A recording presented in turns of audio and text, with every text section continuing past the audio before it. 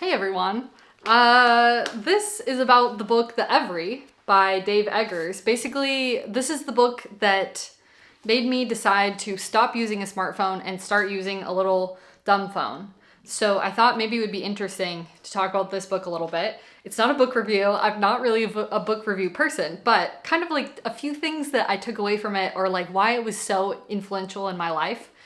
So this book is basically it's a dystopian future novel. And The Every is like this company, it's kind of set in the near distant future. The Every is sort of this company that is a monopoly that's taken over. You know, if you were to imagine like Facebook, Google, and Amazon sort of combining, it's kind of like that. It's a big company with lots of power and they do kind of everything, which I guess is why it's called The Every.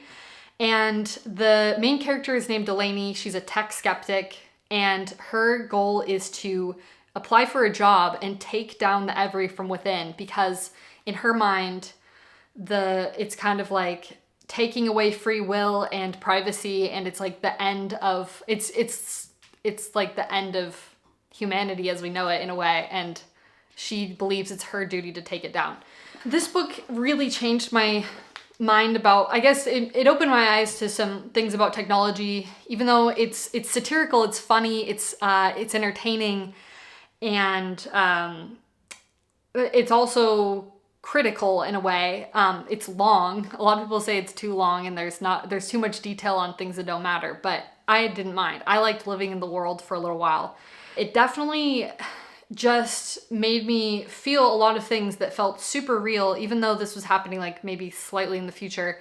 Things that like could definitely possibly happen and felt super familiar and relatable to what's happening now. And I just off the top of my head wanted to mention like a few things to maybe spark your interest in case this is something that you would want to read.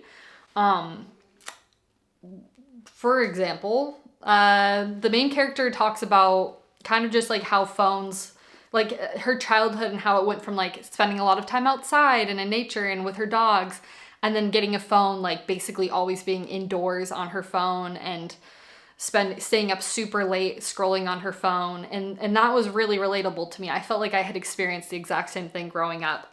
And I just kind of like, I longed for the time when I wasn't so connected to my phone. It's well illustrated in the book how, you know, phone snubbing, for example, that feeling, phone snubbing is basically, if you haven't heard of it, it's like when you are with someone physically, but one person is kind of favoring their phone over the human interaction. While you're trying to talk to them, they are sort of looking at their phone or that sort of thing. And I think we've kind of all been the phone snubber and the phone snubby at different times. And if you're the one phone snubbing, you don't even really notice. You think like, oh, I'm listening to you. I'm just also responding to this text.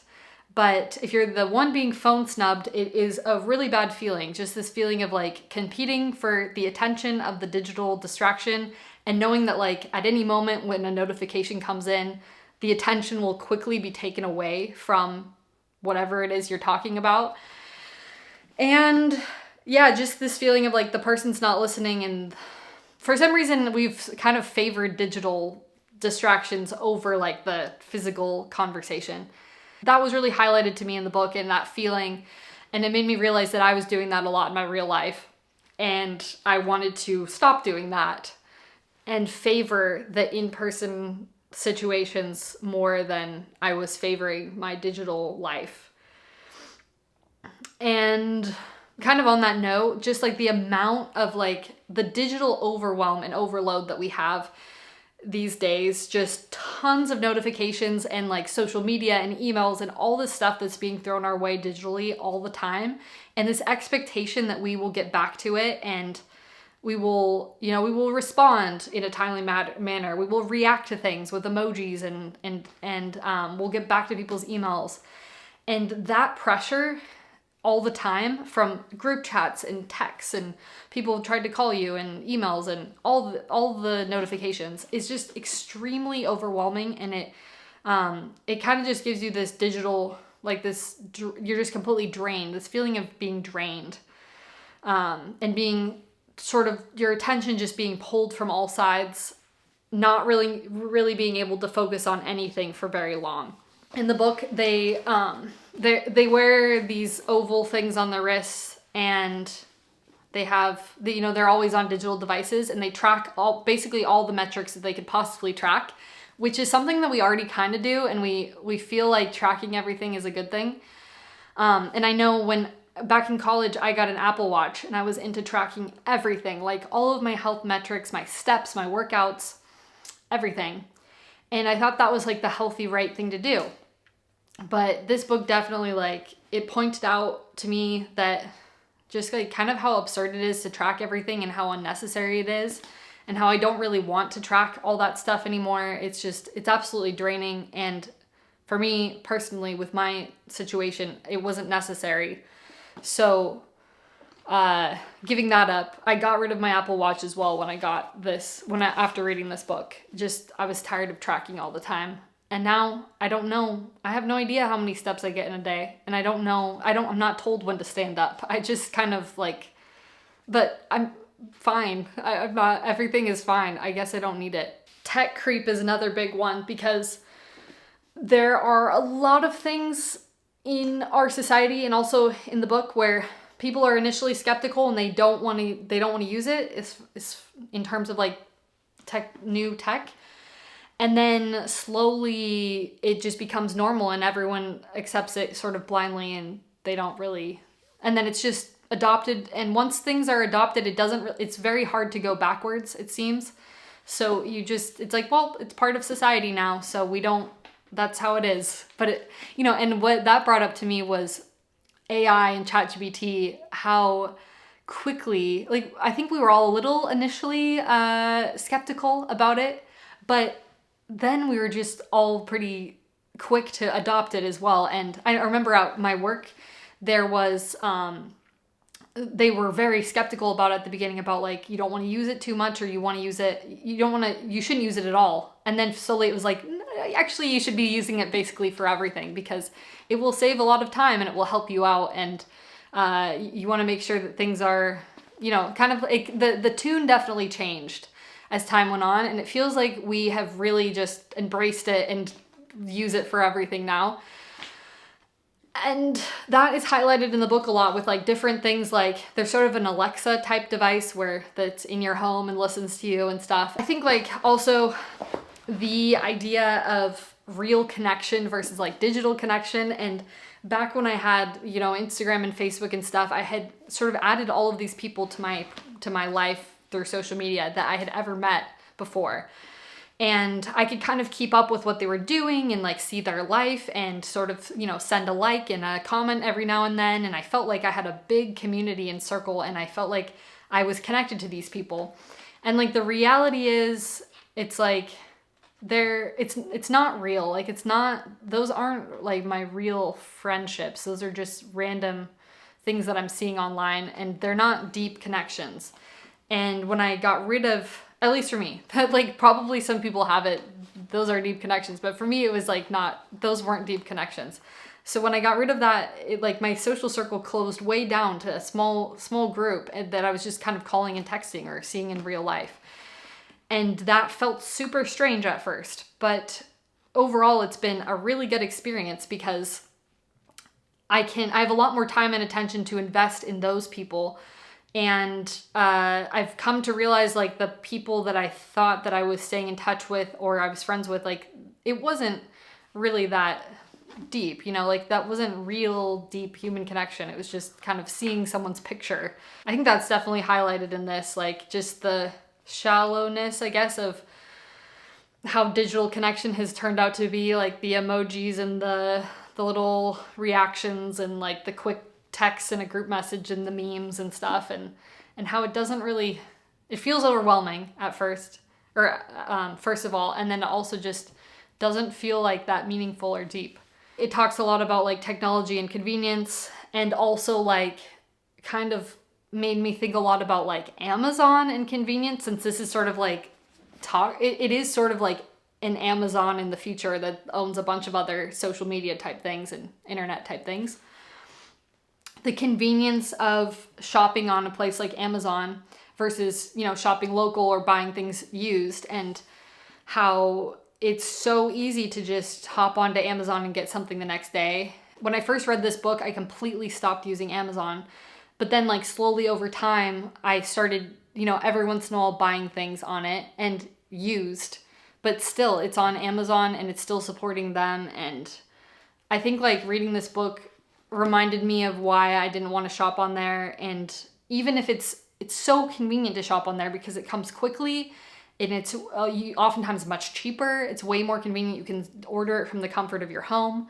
But it really reminded me that I want to buy local and I want to buy used. And I don't want to shop on Amazon. So that's what I would definitely encourage people if they want to read this book or any other book, library, used, or a local bookstore or a local used bookstore, one of those, over buying it on Amazon.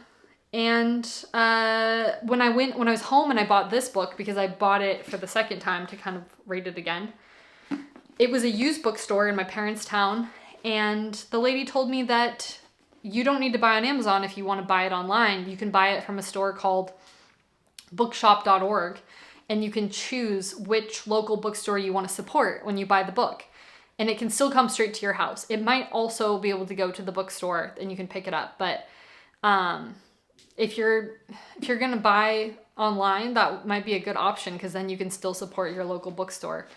I definitely don't want local bookstores to go away. And I know it's hard because like when I was at home and I wanted to get my dad a book for Father's Day, the book at the local bookstore was $25 and the same book on Amazon was $14 and it would be here tomorrow.